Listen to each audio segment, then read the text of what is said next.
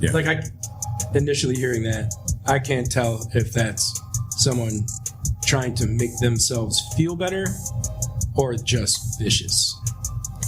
Yeah, I think it's unlikely. Or somebody fishing. Yeah. Right. See what the family knows. What the police know. Yeah. Yeah. Right. That's what he was doing. Right. What do the police know? Right. And it's like what Mike said, or it's cruel, where you call and you're giving little tidbits and you're teasing that poor mother, and the sister and the granddaughter. I mean, the niece. To do that to the family, that's a coward. Yeah. To me, I'm still passionate about this case. Right. I remember it like it was yesterday. Can I ask you? Like, I can see it. Why is this case so important to you?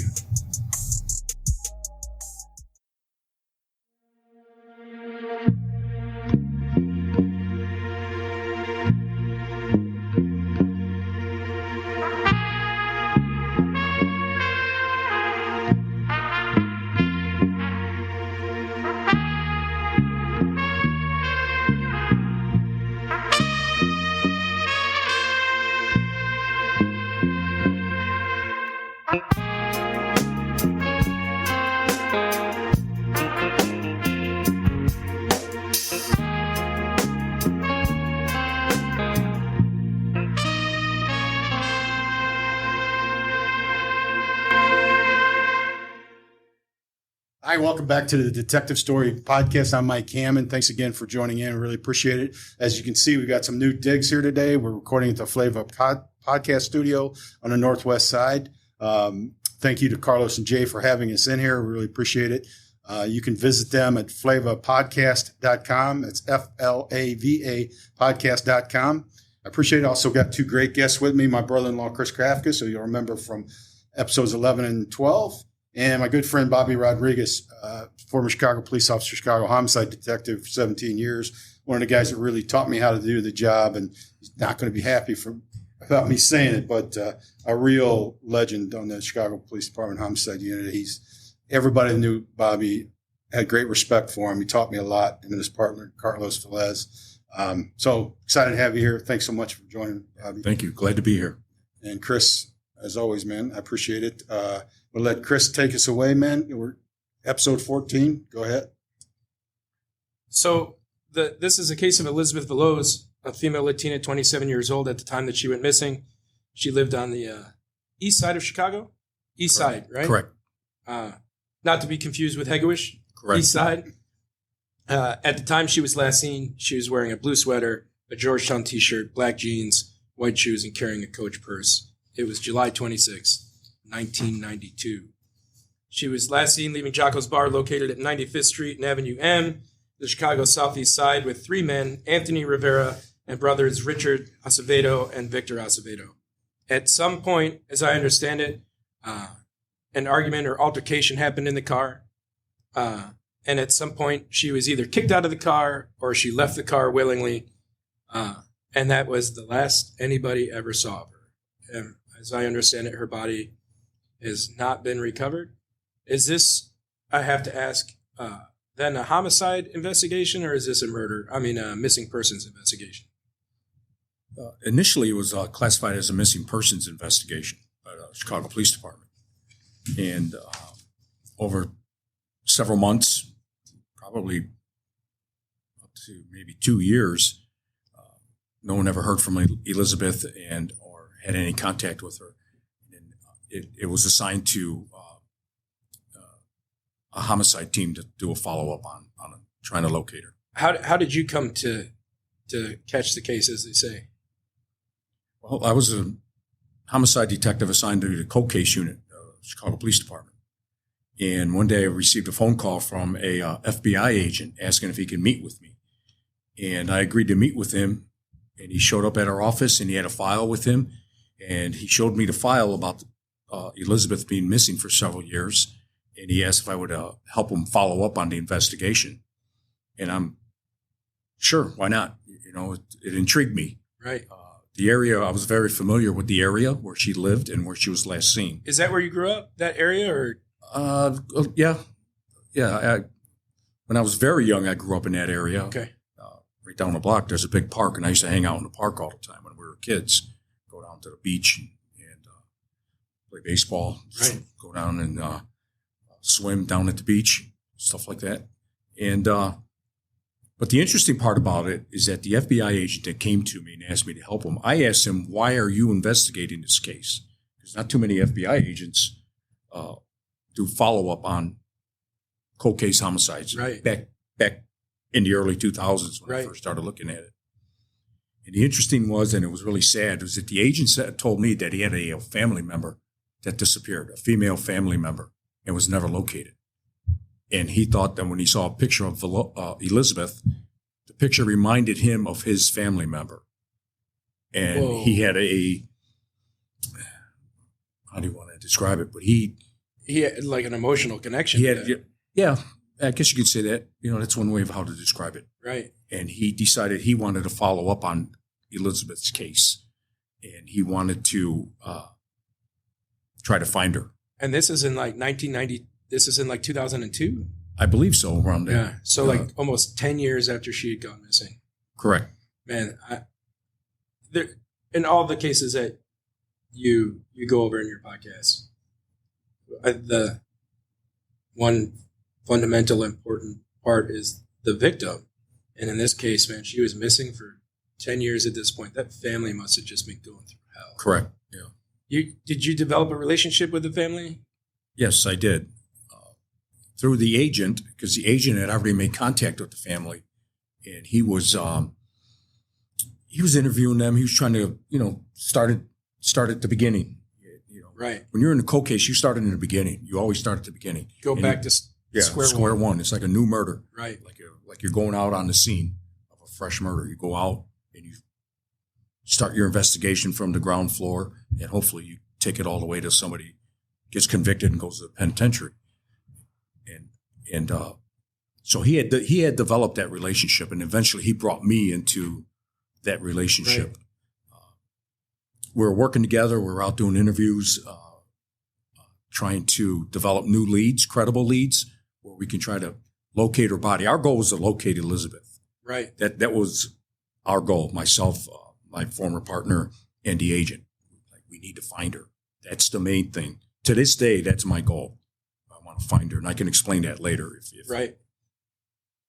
I'd like to take a moment from the program to have a real talk about safety and security. Toward that end, I would like to introduce you to my friends over at Blue Knight Security Solutions, your ultimate partner in protection. Blue Knight Security Solutions isn't just your average check your ID at the door security company. They're a team of elite detectives, investigators, and law enforcement professionals with unparalleled expertise. Whether you need their real-world investigative prowess or securing your home, business, synagogue, church, or event, Blue Knight has you covered. From risk assessment to tailored security plans, they'll ensure your safety. Blue Knight Security Solutions provides street-smart operators who can handle any situation. Contact Blue Knight Security Solutions today at 773-706-4920 or visit BlueKnightSecuritySolutions.com. BlueKnightSecuritySolutions.com.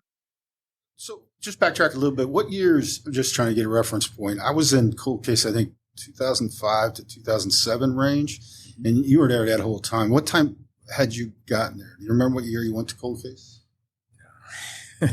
I don't remember the exact year. But it was soon after. I made Detective 2000, so it was soon after that because you weren't in Area 4. Correct. Yeah. I had spent as much time. I don't remember the exact year I've gotten. I was assigned there, but no worries. But you hadn't been there very long when you picked this up, right? Yeah, maybe about a year or two. When he came in and asked if we can help him try to find, Right. locate her. And I eventually learned that the FBI did a lot of work on the case, along with Chicago Police Department, trying to locate her. Earlier in the case, in the infancy of the investigation, They tried to find her. How did that become? How did the FBI come to be involved? If I remember correctly, somebody contacted the victim's family. They called the victim's family and told the victim, "Hey, she was in Indiana with us. We took her to the harbor, the area where she got last seen. They call it the harbor. And based upon what I knew about the harbor, I'm like, back in the 90s, pretty rough neighborhood. A lot of public housing in the area. It's not a nice area to be dropped off at 3 in the morning, 4 in the morning. Especially for a female, huh? Correct. Yeah. Correct. After coming out of a bar. Correct. And so if they dropped her off in Indiana, that would have been. Yeah, so that would have given the FBI jurisdiction to look Correct. at it. They don't really, as a matter of course, the G doesn't really investigate murders as such. Now, they have like task force, where I have Chicago detective. You actually worked on the task force for I a did. while, right? So in those cases, they will work on active homicides, or as part of bigger conspiracy investigations, they will. And like on the Native American reservations, Right. they have jurisdiction on murders. But this, because of the Mann Act, I think is still probably relative to this, right? Because it crossed state lines, Correct. then they have jurisdiction. So this could have been that agent just picked that up Right. because he got interest or got a call from the family, maybe. You know. And the FBI kind of, they were nosing around on that investigation maybe after about a year. And that was because Elizabeth's mother contacted them. It was asking for help because she was able to figure out, hey, they went across state lines. Right. So crossing state lines brings the feds in. And Yeah, Gotcha. just as Mike said, Right. you cross state lines, that's a whole nother ball game. And that's when usually the feds get involved. Right. And yeah, so that's how I met Elizabeth's mother and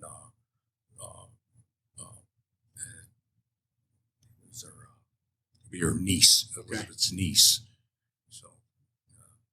So the CPD and the feds investigated that case for a number of years, and then they determined the case went cold, and it goes to cold case files. There was a pretty extensive search for her remains. Well, At some point, it was more of they were searching for a live body. Nobody knew if she ran off. right? Maybe she ran off. Maybe she just wanted to disappear. But after several years, I think everybody came to the conclusion she was more than likely deceased. And nobody can locate her.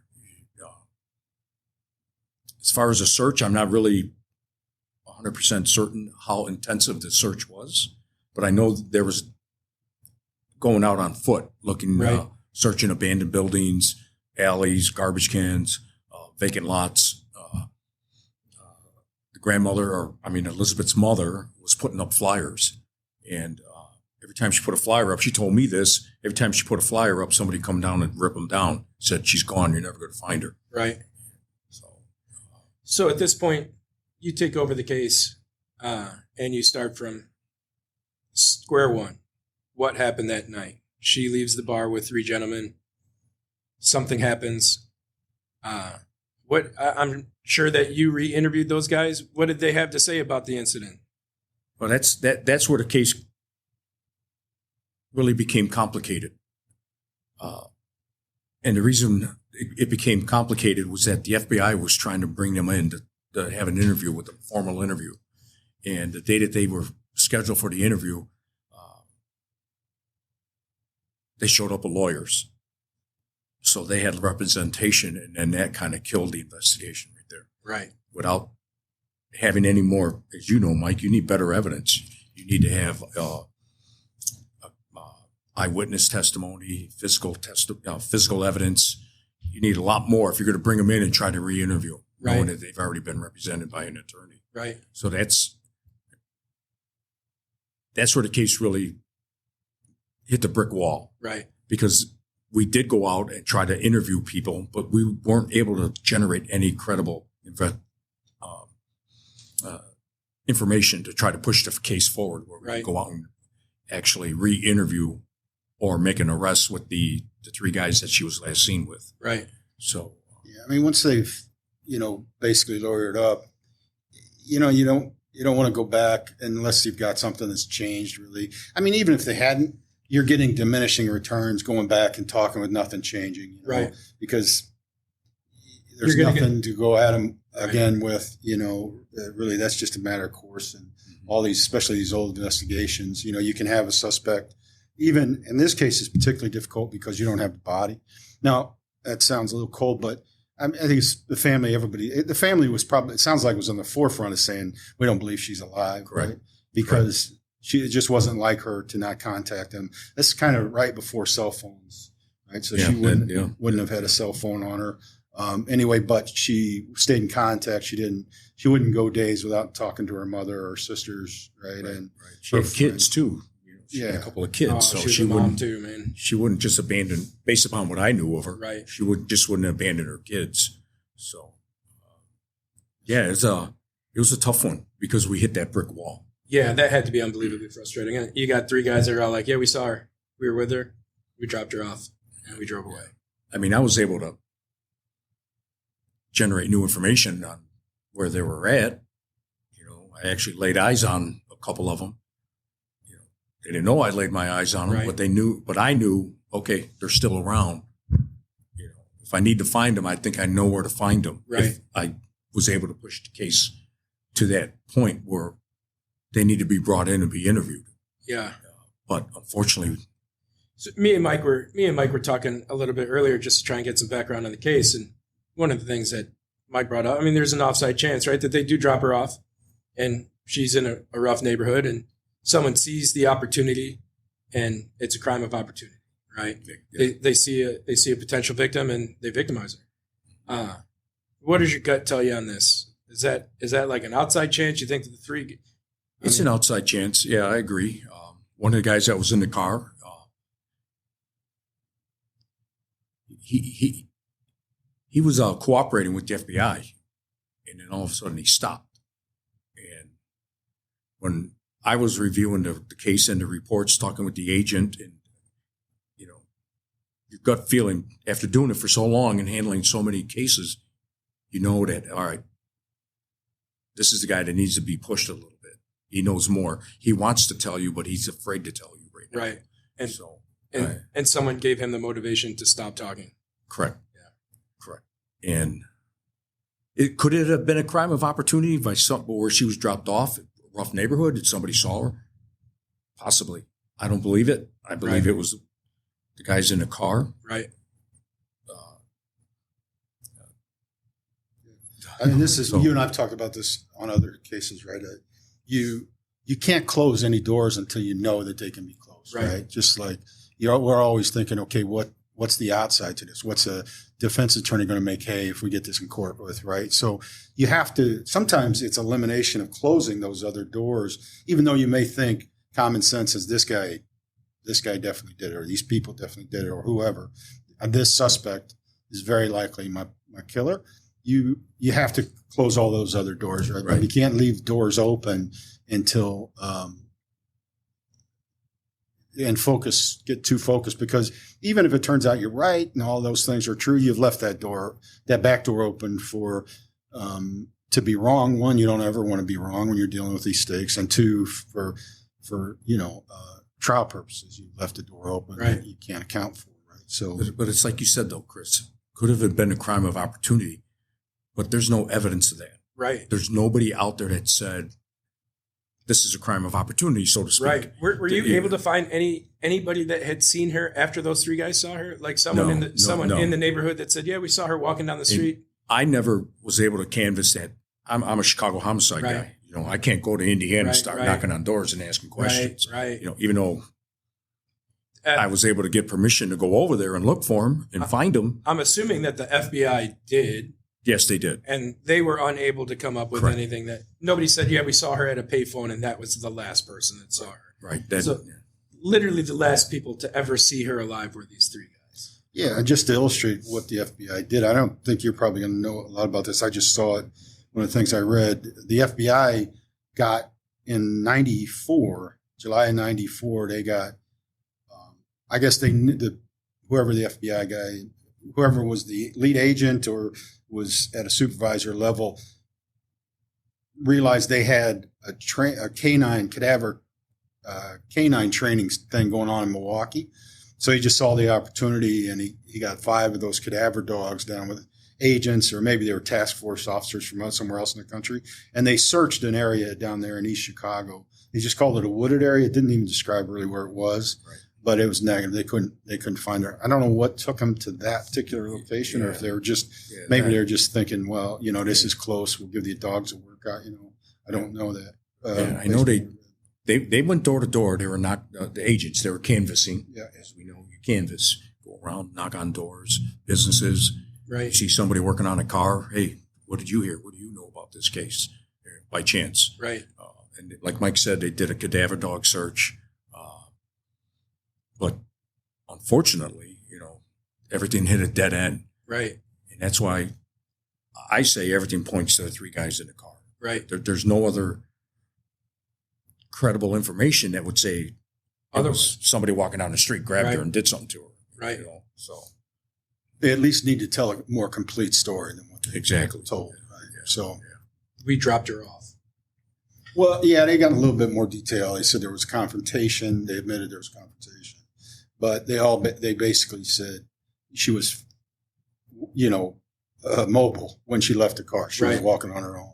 In fact, one of them at one point claimed he got out with her, but she had gotten away from him and he couldn't find her again. Yeah, that's what he claims, though. Yeah, that's what he claims. It's a pretty convenient story, for sure. When he was re-interviewed, then his story changed. Then he called the family, and his story changed again. And then the family reached out to the guy, and he changed his story again. So he changed his story a couple times, and we know, Mike, when you start changing, you're trying to fit. You're trying to make your story fit what the investigation. He's trying to make it fit, but it wasn't fitting. And to this day, it still doesn't fit. Doesn't fit. So he actually, one of those three guys is the guy that calls the family and says, "Yeah, we were with her and we dropped her off." Mm-hmm. Yeah. Like I initially hearing that, I can't tell if that's someone trying to make themselves feel better or just vicious. Yeah, I think it's unlikely. Or somebody fishing. Yeah. Right. See what the family knows. What the police know. Yeah. Yeah. Right. That's what he was doing. Right. What do the police know? Right. And it's like what Mike said, it's cruel.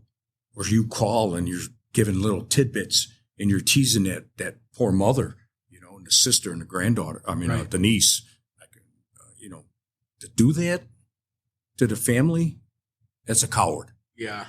To me, as you can tell, I'm still passionate about this case. Right. Well, I remember it like it was yesterday. Can I ask you? Like, I can see it.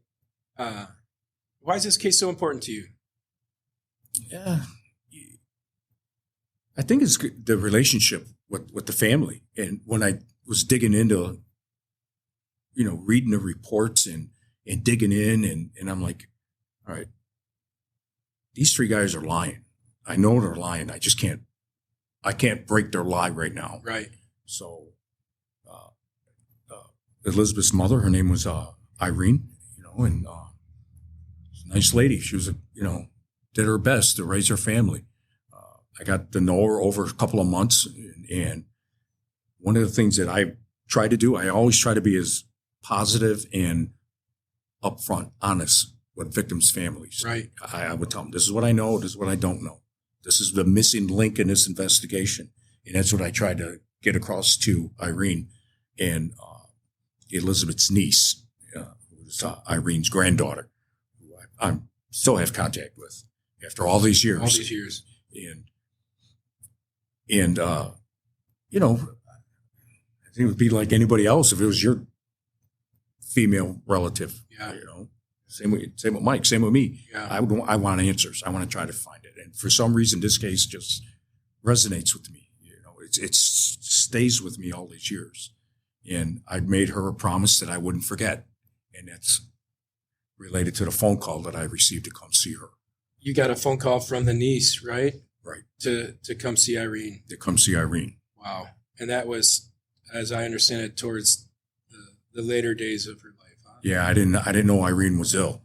And, it's, you work it for months at a time. I probably worked that case for almost 2 years, on and off, trying to come to some kind of conclusion. I couldn't do it.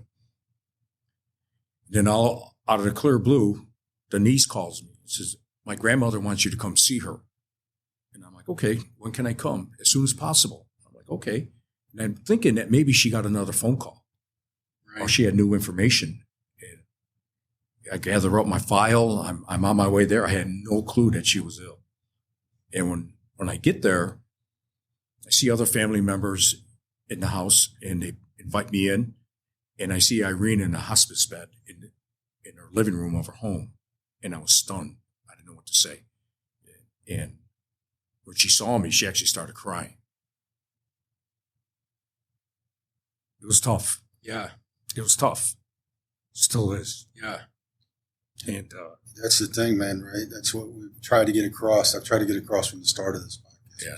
You build these relationships with these families. It's really hard not to, because you see the passion that they have to get answers, and it motivates you to try and do things, and that's why I have this strong pushback when, you occasionally get,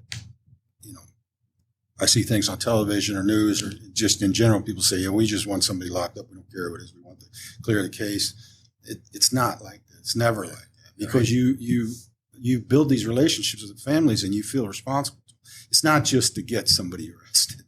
Yeah. You want the right person, and you don't ever want it to come back and have not told them the truth, because you're always trying to be honest with them up front. Sometimes you have to be a little clinical, you know what I mean? Because you have to say, these are the facts as I know them. This is what I'm trying to do. This is what I really can't do.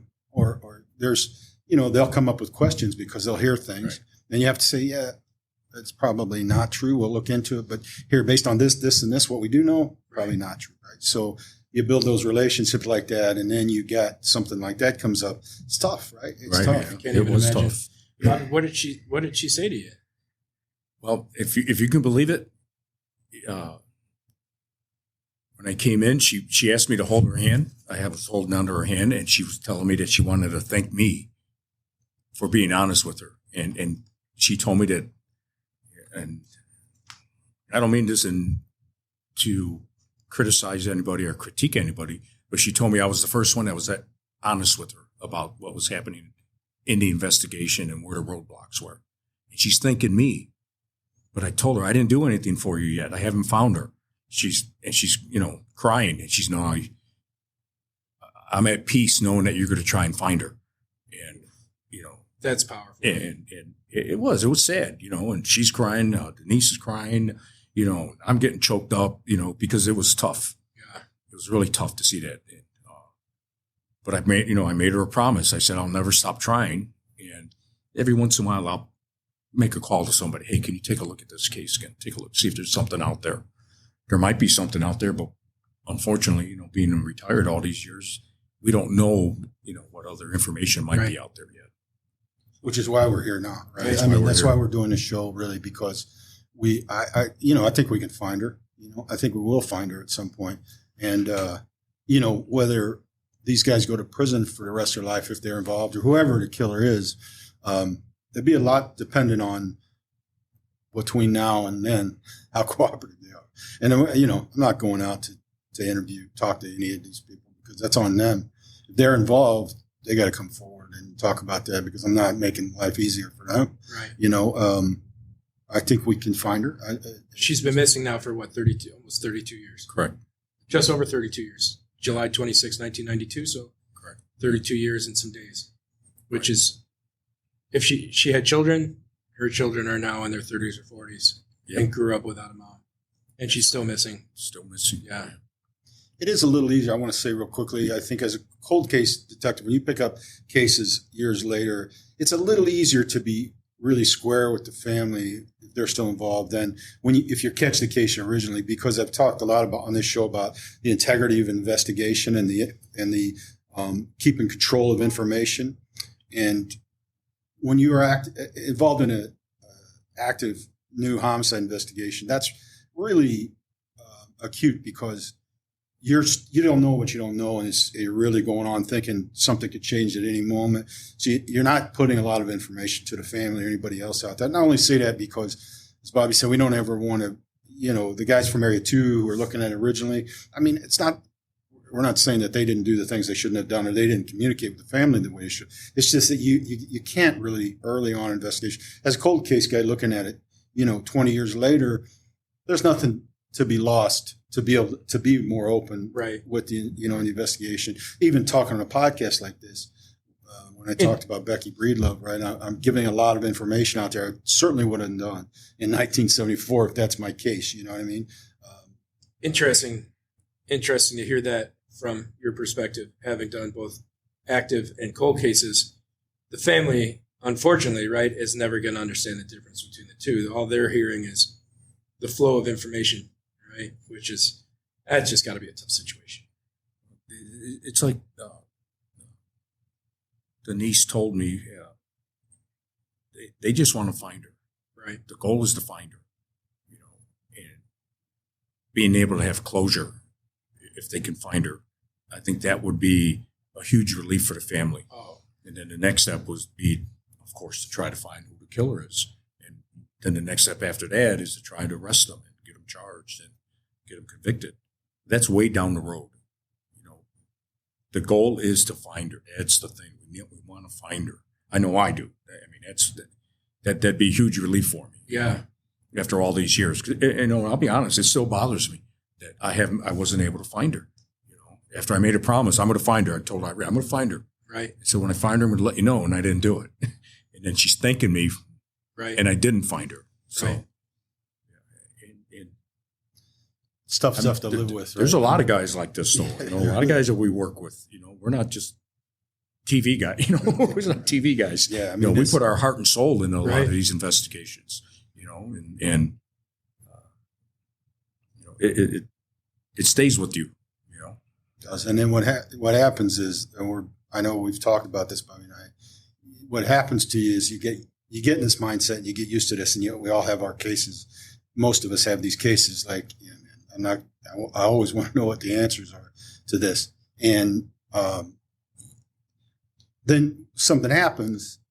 Bob calls me and says, "Hey, I got this case," and then I start looking at it, talking to him, reading what stuff I can on it, and then it gets under your skin, and you're stuck. You're stuck, like, okay, yeah, one, because he's my close friend, and I know where he's at.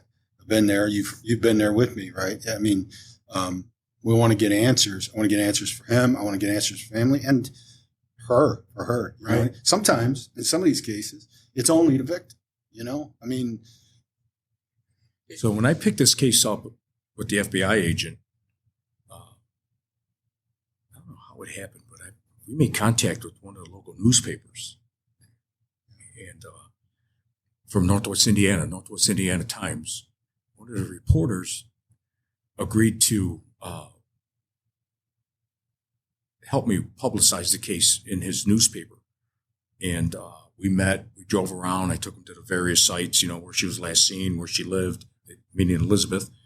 Went out to the harbor. This is where she's last seen, right on this corner, and he did an article on it. Did a little video on that. Let me ask you a question. I think they're coming for you, I think. It's Did you get that warrant taken care of? I did not. And just so you know, it's pistols and gun smoke. Just so you guys know.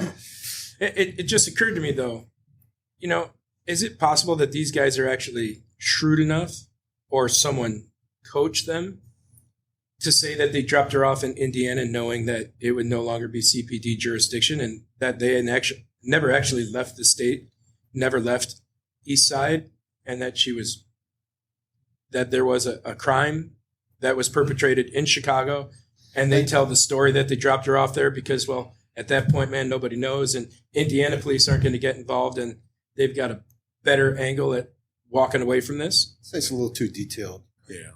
No, they went to Indiana with it. All right. Because there's actually, I believe the FBI actually, and East Chicago Police, and I believe some of the task force, CPD task force officers, I believe they actually located a couple circumstantial witnesses. Okay. That's all. A couple of the guys that were in the car that night in Indiana, and the one guy who we believe was making the telephone calls, he actually gets stopped. Hey, what are you doing out here at 4 o'clock in the morning? Gotcha. 5 o'clock in the morning. Oh, I'm walking home. Okay, go ahead. I had to ask. Yeah. No, it's a good question. No, it's a valid thought. Yeah. It's just the detail and the preponderance of what we do know Right. makes it pretty likely that Right. they were there. Did they drop her off at that spot? that could be a little iffy, but even in that, they've been pretty consistent. They told that same story multiple times. So I think pretty likely that's somewhere in that neighborhood, you know. But so the newspaper reporter, he put it out there, did a little video, put it out there, and we're hoping to generate new leads with that by publicizing in the media. But there's still a pretty significant reward, right, from the FBI. Yes, I believe it's still for valid. information on that. So somebody could do really well by themselves if, you know, they get a hold of us and, Right. Yeah, and have information. it's a pretty good reward. And it's for her missing thing. So the recovery of her remains is what they're looking for in that, or information that leads to it. So significant to know. Anybody that's interested, you know. And anybody who hears this and has information, you know, you can just go to the FBI.gov and they have the missing thing still there. But you can also reach out to me directly at just to my email, which is mike@detectivestory.net. And I'll take care of it, you know. But, So those three guys would be in their 50s, right around there now, 50s.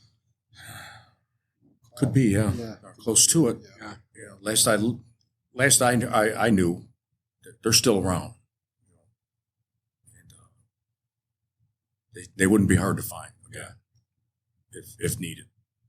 But again, the goal is to find her. Yeah, right. You know, that's the goal. So what we're going to do, this is step one, Right. to do this episode about her. And then we're going to do follow-up episodes. We're going to go out there and, you know, talk to some people, do some filming out that way, and continue to follow up and see what we can get done, you know.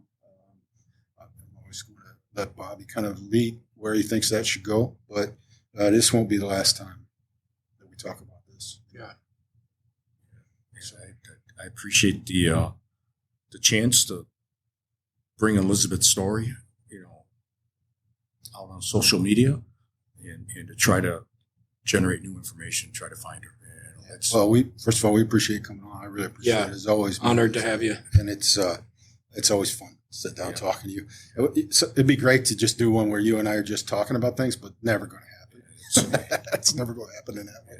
But this case is a great one that needs resolution. I did talk to Elizabeth's niece. Bobby hooked me up with her, and you know, they're motivated. They still are, and it's an impressive thing to see that they're not going to let it go. I mean, you think that you know, Bobby wants an answer, I want an answer, you want an answer. Family, they're going to pass this on. Yeah. Infinitum. You know what I mean? It's as long as that family exists, they're going to be looking for answers. So we want to do whatever we can for them. You know, I hope the listeners will feel that and do the same. There's somebody out there that knows. Somebody out there knows. Yeah, those three guys in the car, they, you know, one of them's the guy, in my opinion. But the other two, they need to do the right thing. Yeah, they need to do the right thing. You're going to carry this with you Right. into the afterlife. It's a big burden. That's a heavy burden. It sure is. So, you know, is what it is. I think we know which one we're talking about. Well, yeah. But it's the other two that are going to have to Do the right thing. You know, contact Mike or the FBI and say, okay, this is where you can find her. Yeah. You know, A lot of goes from there. It goes. You know. Time to lay that burden down and do right by the family. You know what I mean? So. Yeah. Yeah. That's where we're at. Thank you very much. Yeah, man. Thank Bobby, you. Thank you. Thank you. Really appreciate it. Yeah, I appreciate Robert. it. Yeah. And we'll keep after it. That's all we got today, I think, man. Yeah. Thank you guys very much. Thank you for joining us. Appreciate it again. It's not the last you'll hear from Bobby Rodriguez, Elizabeth Veloz. But please get in touch with us. Get involved, get engaged, and we'll find out what happened. So thank you again. Appreciate it. Thanks to Carlos J for having us here at the studio. It's pretty cool. And we'll take it on. Thank you. Got it? Thank All you. right. Thanks. Thank you. All right, Carlos. Thanks, bro.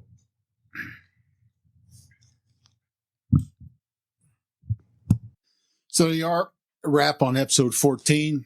The kind of the opening on our look into the Elizabeth Veloz case, a case obviously that has stuck with Bobby Rodriguez, case that he is passionate about, wants answers to, and we want to help him get there. It's probably really evident during that interview with him. He's a really dedicated guy who's just an amazing homicide detective, good friend. Always appreciate the time with him. I appreciate him jumping in on this show and talking about this case. Also, thank you to Chris, my brother. Really, it's always great to have him. He's a really good conduit for these conversations. I appreciate you joining in, as always, taking interest in these things. They mean a lot to us. I hope they're interesting for you to listen to. This is the first of what will probably be many with Elizabeth, because we want to find out what happened with her and try and locate her if we can. We'll keep you up to date on that. We've got quite a bit more in store, and we'll keep you up to date for that whole process. Again, thank you also to Carlos and Jay for letting this record in their studio. That's a cool space that we'll be recording out of a lot. So just makes the entire production easier and higher quality, and I hope you enjoy as well. So thank you very much. Keep listening, like and subscribe, download the episodes. You can follow us on all the socials, and our new website, of course, detectivestory.net. is a great way to keep up with what's going on. Interact with us there. You can also always reach out. My email, mike@detectivestory.net. I really enjoy the interaction. So again, appreciate your time, and stay tuned. We'll have more coming. All right. Take care of yourself. Take care of each other.